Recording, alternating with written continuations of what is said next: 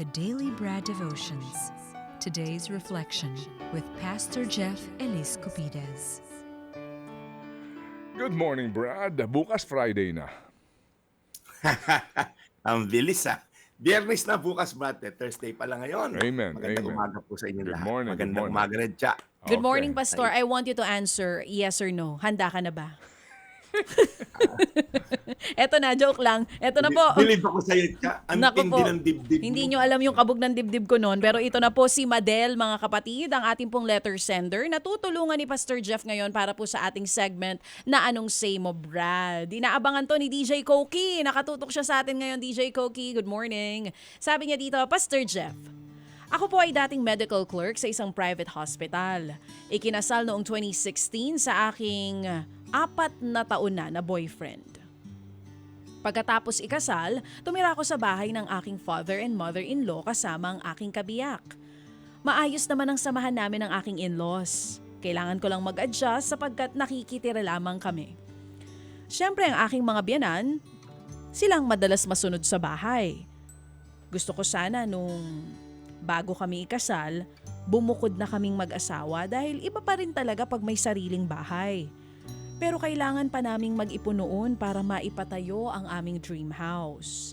Ang kaso, inabot na kami ng 9 na taon. Nakatira pa rin kami hanggang ngayon sa aking mga biyanan. Pastor, 5 buwan pa lang kaming kasal noon. Biniyayaan agad kami ng panganay na anak. March 2017, isinilang ang aming baby girl. Unang apo siya ng aking mga biyanan kaya very hands-on sina lolo at lola. Ang problema, habang tumatagal, nagiging pakialamera na ang aking mother-in-law. Huwag daw ganito ang ipakain, huwag ganyan ang ipasuot, huwag papaluin, bawal ang ganito, bawal ang ganyan sa anak. 2021 isinilang ko naman ang aming pangalawang supling. At mas naging pakialamera palalo ang aking mother-in-law. Mas nauna raw siyang maging ina at maayos naman ang napalaki ang kanyang mga anak kaya dapat daw makinig ako sa kanya. Dahil nakikitira ako at nakikisama kami, pilit kong sinusunod ang mga payo ng aking biyanan pagdating sa pagpapalaki sa mga anak namin. Pero nahihirapan na ako dahil ang parenting style ko ay pinapakialaman. Maging ang pagdedisiplina ko sa aking mga anak, kinokontra ni mother-in-law. Alam kong dapat bumukod na kami dahil nahihirapan ako sa pakikialam ng mother-in-law ko pagdating sa pag-aalaga sa mga bata. Kahit 4 na kaming miyembro ng pamilya, kahit paano ay may sobra sa kita ng aking asawa para sana makaupa na kami ng disenteng apartment dito sa Maynila. Ako po kasi ay full-time housewife at hindi na bumalik sa trabaho para matutukan ang mga bata habang lumalaki. Pastor, dapat na nga ba kaming lumipat at magsarili? O para mapanatili ang magandang relasyon ko sa aking in-laws ay sundin ko ang lahat ng sasabihin ng aking biyanan. Ano po ang maipapayo mo?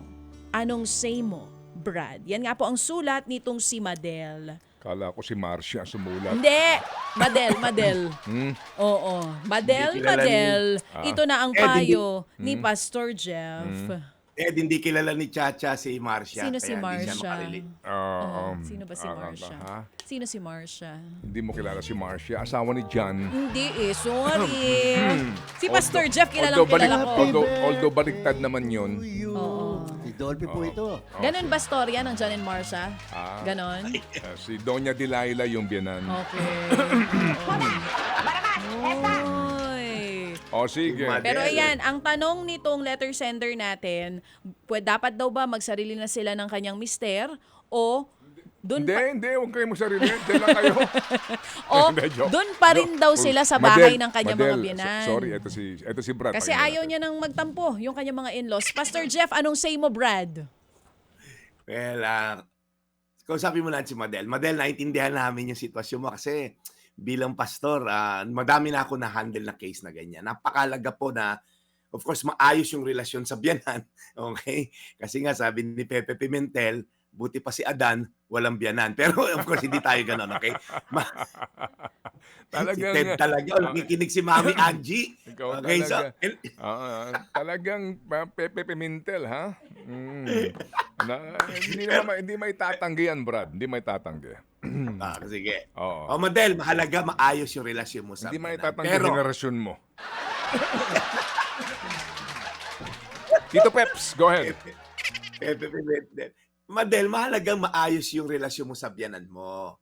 Pero mahalaga rin na ikaw at ang iyong asawa ay may malinaw din na, alam mo yon, boundaries, may malinaw din na usapan. Ang papayo ko sa iyo, unang-una, mag-usap kayo mag-asawa at gawing team decision ito. Ayaw natin na ikaw lang nag-decide, pagka nakabukod na kayo, nag-aaway kayo, okay? Ayaw mo rin na ayaw niyong bumukod, desisyon lang ng mister mo mag-stay para practical, makatipid. Ikaw naman, ready ka na sumabog anytime at awayin mo lahat yan pagka ikaw ay napuno na. So mag-usap kayo, ang pagpapalaki ng inyong anak ay isang desisyon na dapat kayong mag-asawa yung nagde-decide. Ang pagpapalaki sa anak ay tinakda para sa magulang. Sabi sa Bible, train a child in the way he should go. So nasa magulang po, nakaakibat sa magulang ang pagpapalaki ng anak. Kasi nga, mga lolo't lola, ang goal niyan talagang, alam mo yon, mahalin sila ng apo nila. Tama naman yon. Pero ikaw, Madel, hindi mo role mahalin ka na anak mo. Alam mo, role mo para sa anak mo, i-honor ka ng anak mo. Ang command po sa mga anak ay honor your mother and father. Okay? So yung anak mo, dapat ino-honor ka. Sad to say, may mga, hindi naman lahat, may mga lolo't lola, ayaw ba ng chocolate ng magulang mo? Huwag ka mag-alala, bahay ko to. Kumain ka apo ng kahit anong chocolate. Bawal mag-iPad. Mag-iPad ka apo, bahay ko to. Ako nagbabayad ng kuryente. So haharapin mo yung mga ganyang problema. So yun lang yung dapat nyo i-considera. Sino ba talaga nagpapalaki sa mga anak nyo? Ayusin nyo rin yung komunikasyon sa biyanan mo. Maaring nararamdaman ng mother-in-law mo na pagmamahal lang to. Pero pwede mong kausapin sa maayos na pamaraan. Pasalamat ka sa kanilang ginagawa. Okay? Hindi ko alam kasi yung sitwasyon kung libre ba kayo lahat dyan, nagbibigay ba kayo ng sa kuryente and all. Pero mahalaga na magpasalamat ka sa kanyang effort, pero mahalaga rin sabihin mo na, Mami, sobrang thankful kami sa pagmamahal mo, pero gusto rin po namin maranasan yung magpalaki rin ng anak. Tulad ng pagpapalaki nyo sa anak nyo na asawa ko ngayon, mabuti palaki nyo, bigyan nyo naman kami ng pagkakataon na mapalaki rin namin sila. Pangatlo, mapayo ko sa iyo, nasa Biblia to. Sabi sa Genesis 2:24, iyan ang dahilan na iiwan ng lalaki ang kanyang ama at ina at makikipag-isa siya sa kanyang asawa. At silang dalawa ay magiging isa. Ito po ay sa Genesis 2. Wala pang biyanan si Adan. Inutusan na siya. Sinulat na to, no? And seriously speaking, sabi dito, a man will leave his mother and father and be united to his wife and the two shall become one flesh. Bakit? Marami pong benepisyo pagka nakahiwalay po. No? Unang-una, he who pays the bill calls the shots. Sino nagbabayad ng mga bill, siya talaga yung, in a way, nasusunod. Tama po ba?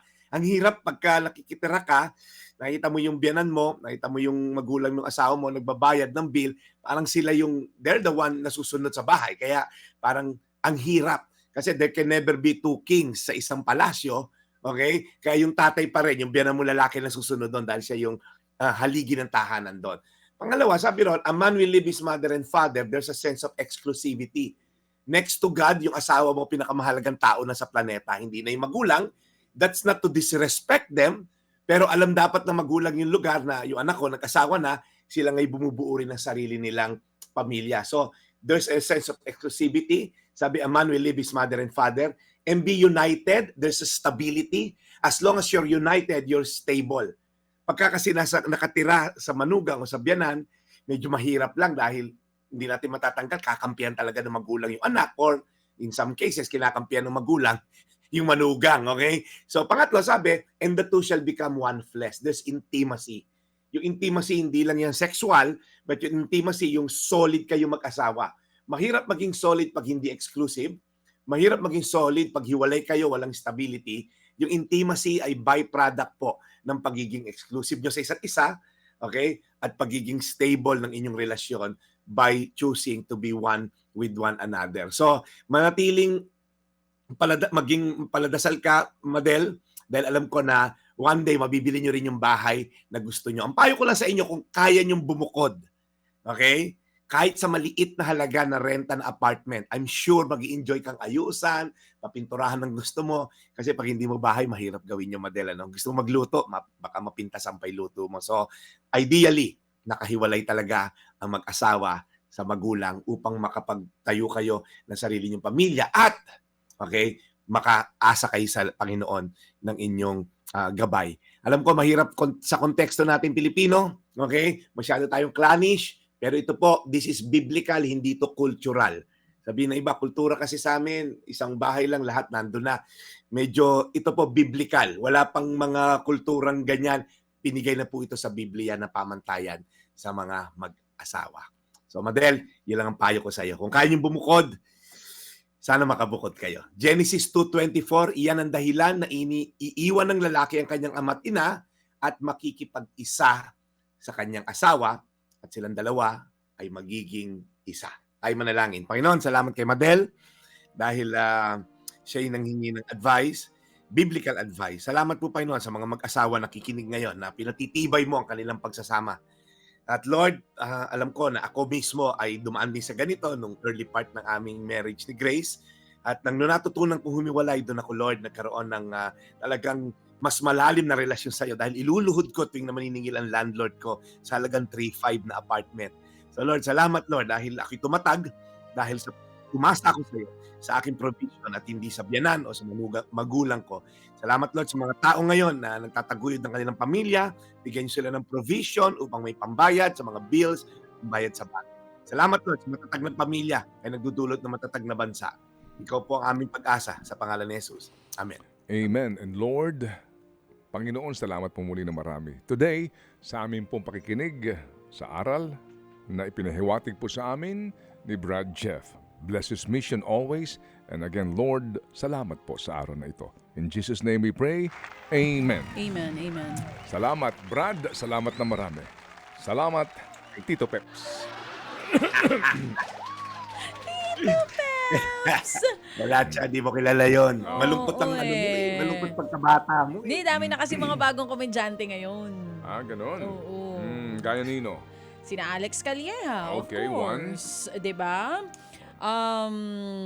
One. Ted Filon, number 2. Oh. Okay, sige. Anyway, so Brad, salamat na marami. We'll catch you again tomorrow. Ang iyo lang imbitasyon sa lahat ng mga gusto hong lumiham sa atin para po sa paghingi po ng payo kay Brad Jeff. At ito ho ay kanya po naman din bibigyan po ng linaw sa pamamagitan po ng mga verses na naaayon sa bawat sitwasyon. Go ahead, Brad, please. Alam niyo po, yung pagsulat niyo, hindi naman kailangan masyadong detalye o masyadong komplikado. Kahit na yung may mga katanungan lang kayo, anything about the Bible, na gumugulo sa isip niyo or gusto niyo lang mabigyan linaw. So, simple lang po, i-message nyo lang ako sa Facebook page ko, pastorjeff.ph. May messenger din po yon. So, kung may messenger kayo, hanapin nyo lang. Either Jeff Eliscopides or pastorjeff.ph. Or mag-email po kayo sa akin, pastorjeff.ph@gmail.com, at sa Viber nga po namin, mamaya bibigay ni Chacha. Ano lang po, mabibigyan linaw hopefully, at hindi nyo alam yung sitwasyon nyo, marami rin pala mabibiyayaan na ganyan din ang tanong at kayo naglakas loob na magtanong. So, hintayin ko po yung mga katanungan nyo upang masagot natin dito sa segment natin na to. Ted? Okay, so thank you very much. We'll catch you again tomorrow. Brad Jeff, mabuhay ka. Maraming salamat, Brad. Ted, Trina, galang, magpagaling ka. May sakit aking kaibigan. Ito po yung Daily Brad, your daily dose of inspiration. Serving the people, Brad Jeff Eliscopides.